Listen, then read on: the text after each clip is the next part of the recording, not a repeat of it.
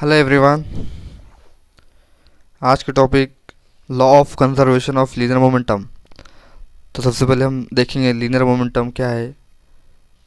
Momentum is product of mass and velocity. हमने एक system लिया जिसका मास m है और उसकी वेलोसिटी v है। उस पर हम जो फोर्स अप्लाई करते हैं तो वो v वेलोसिटी के साथ मूव करता है। तो आज हमें पता करना है कि मूव कर रहा है तो उसकी जो वेलोसिटी है वो कांस्टेंट है और कंजर्व। तो हम देखते हैं the total momentum of the system before collision is equal to the momentum of after collision. तो जो जितना टोटल मोमेंटम रहेगा उस सिस्टम का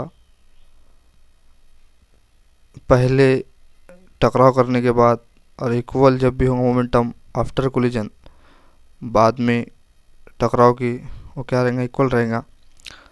तो हम न्यूटन सेकंड लॉ के हिसाब से देखते हैं proof. According to Newton's second law of motion, the rate of change of momentum of is directly proportional to the force। तो हम इस सिस्टम पे इसका जो फार्मूला है F equals to D P upon D T, force equals to the rate of change of momentum with respect to time.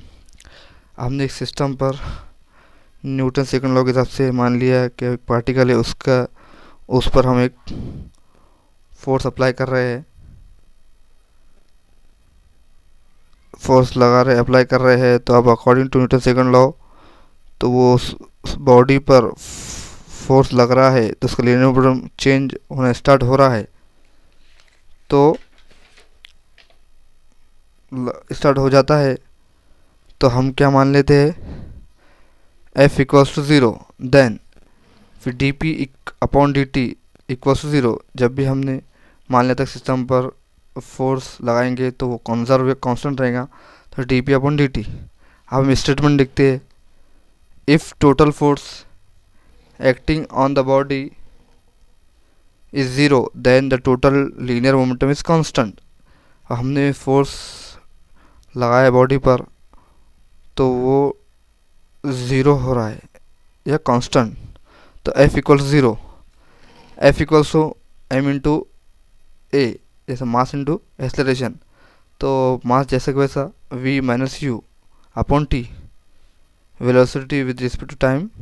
तो ये क्या होगा, d P upon D T,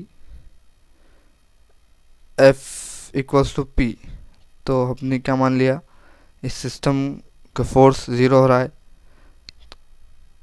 तो जब हम किसी भी पार्टिकल पर एक्सटर्नल फोर्स लगाते हैं तो ज़ीरो कर देता है। तो फिर से फोर्स लगाने से किसी पार्टिकल पर फोर्स की वैल्यू ज़ीरो, तो हमारे लीनियर मोमेंटम जो